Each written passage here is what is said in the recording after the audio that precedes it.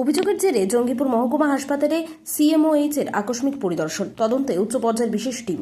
মুর্শিদাবাদের জঙ্গিপুর মহকুমা হাসপাতালে চিকিৎসা পরিষেবা এবং প্রশাসনিক বিভিন্ন অনিয়মের অভিযোগের প্রেক্ষিতে এদিন সোমবার উচ্চ পর্যায়ের পরিদর্শনে এলেন জেলা মুখ্য স্বাস্থ্য আধিকারিক doctor Sandeep Sanyal.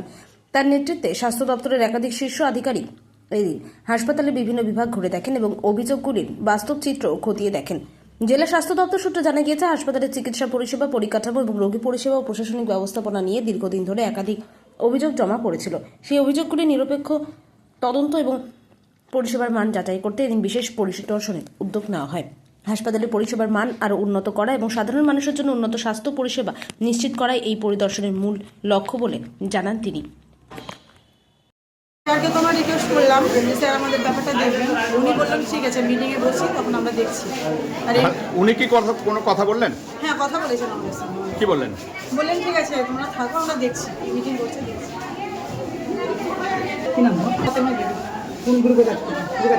Group BGD. গ্যাপসগুলো কি আছে দেখে তার ব্যবস্থা নিই। কি কি দেখলেন? চলছে, দেখা তো শেষ হলো না, সবে শুরু হলো, দেখছি। ওনার সব কথা বললাম, আমাদের রাস্তা দিলেন, এখন অবশ্যই আমি দেখছি। ঠিক আছে।